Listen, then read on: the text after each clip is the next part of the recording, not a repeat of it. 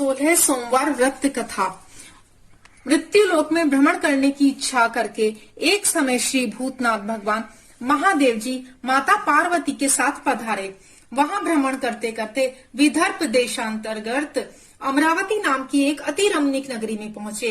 अमरावती नगरी अमरापुरी के सदृश सब प्रकार के सुखों से परिपूर्ण थी। उसमें वहां के महाराज का बनाया हुआ अति रमणीक शिव जी का मंदिर बना था। उसमें भगवान शंकर भगवती पार्वती के साथ निवास करने लगे।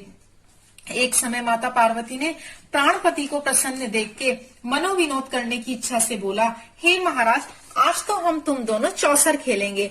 शिवजी ने प्राण प्रिया की बात को मान लिया और चौसर खेलने लगे। उस समय इस स्थान पर मंदिर का पुजारी ब्राह्मण मंदिर में पूजा करने को आया।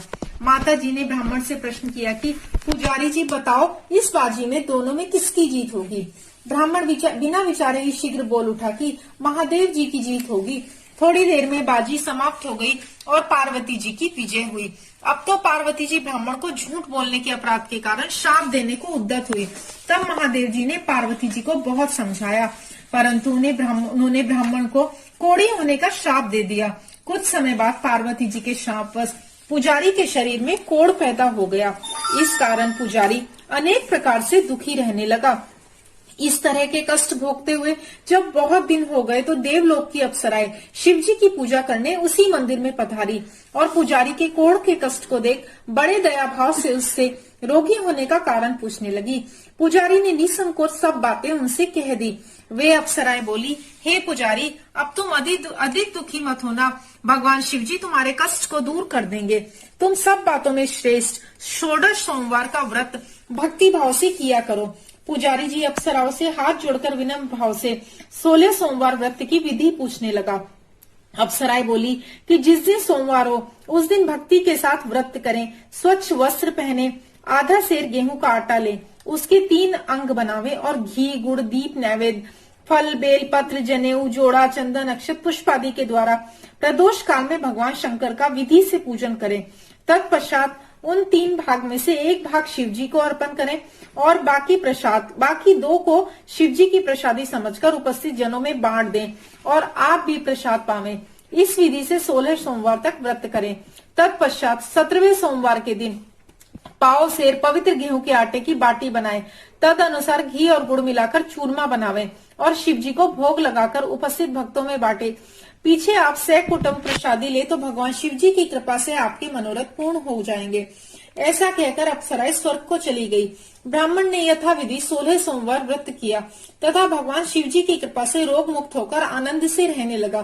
कुछ दिन बाद जब फिर शिव जी और पार्वती जी उस मंदिर में पधारे, तब ब्राह्मण को निरोग देख पार्वती जी ने ब्राह्मण से रोग मुक्त होने का कारण पूछा।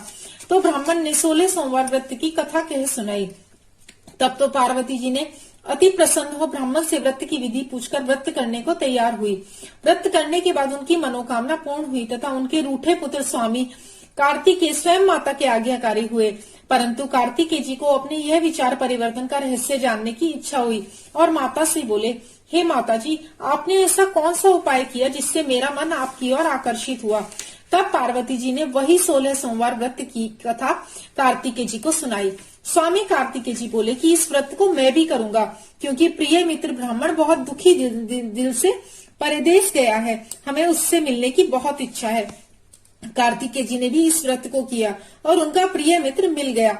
मित्र ने इस आकस्मिक मिलन का भेद कार्तिकेय जी से पूछा तो वे बोले, हे मित्र, हमने तुम्हारे मिलने की इच्छा करके 16 सोमवार का व्रत किया था। अब तो ब्राह्मण मित्र को भी अपने विवाह की बड़ी इच्छा हुई। कार्तिकेय जी से व्रत की विधि पूछी और यथाविधि व्रत किया। व्रत के प्रभाव से जब वह किसी कार्यवश विदेश गया तो वहां के राजा की लड़की का स्वयंवर था। राजा ने प्रण किया था कि जिस राजकुमार के गले में सब प्रकार श्रृंगारित हथनी माला डालेगी, मैं उसी के साथ अपनी प्यारी पुत्री का विवाह कर दूंगा। शिव जी की कृपा से ब्राह्मण भी स्वयंवर देखने की इच्छा से राजसभा में एक और बैठ गया। नियत समय पर हथनी आई और उसने जयमाला उस ब्राह्मण के गले में डाल दी। राजा की प्रतिज्ञा के अनुसार बड़ी धूमधाम से उसकी कन्या का विवाह उस ब्राह्मण के साथ कर दिया। ब्राह्मण को बहुत सा धन और सम्मान देकर संतुष्ट किया। ब्राह्मण सुंदर राजकन्या पाकर सुख से जीवन व्यतीत करने लगा।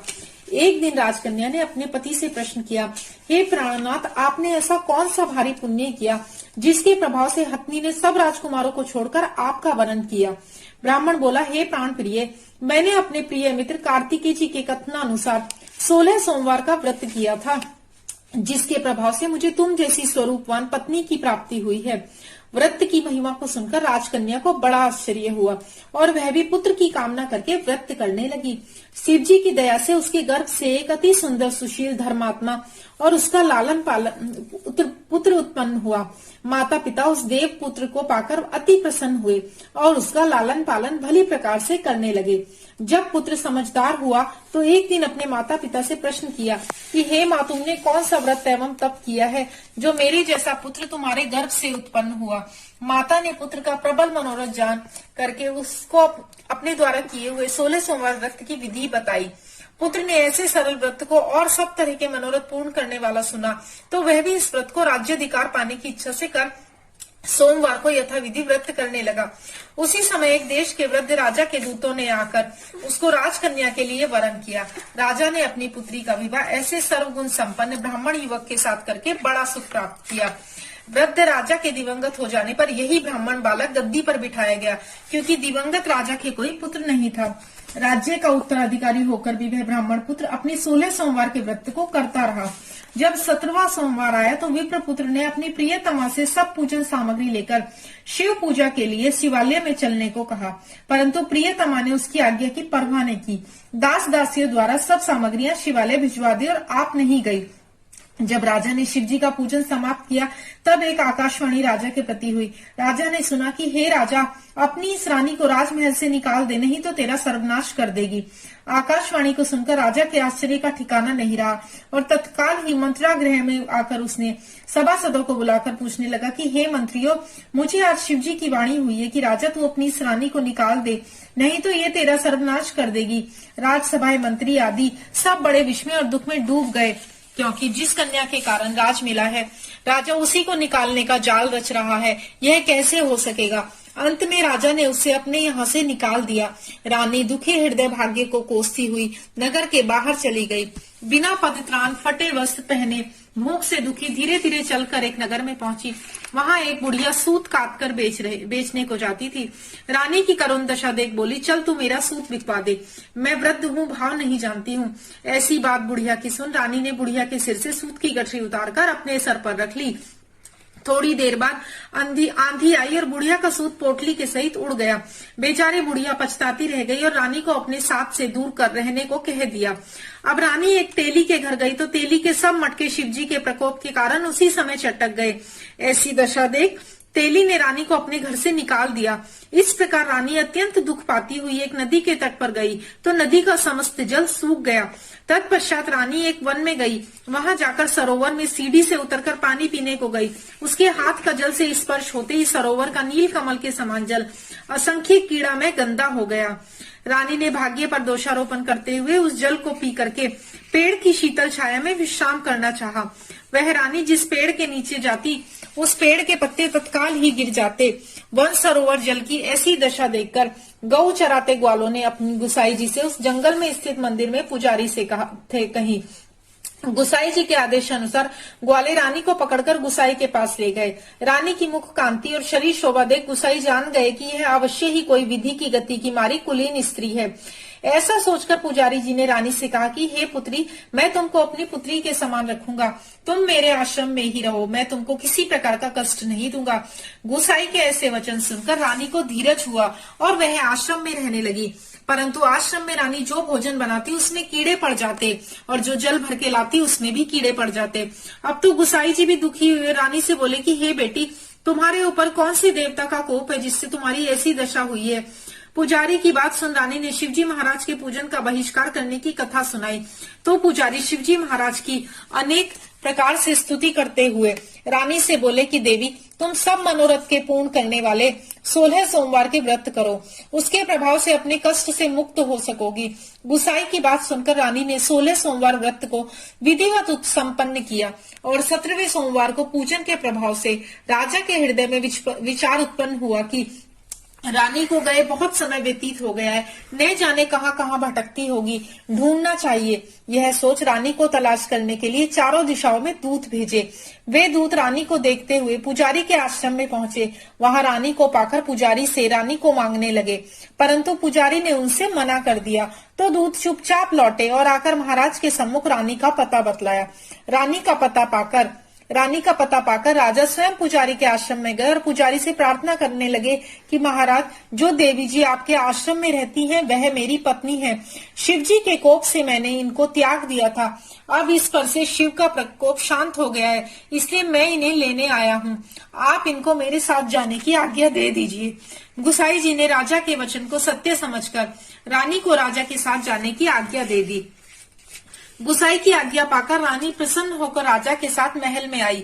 नगर में अनेक प्रकार के बधावे बजने लगे। नगर निवासियों ने नगर के दरवाजे तथा नगर को तोरण बंधनवारों से विविध विविध रूपों से सजाया। घर घर में मंगल गान होने लगे।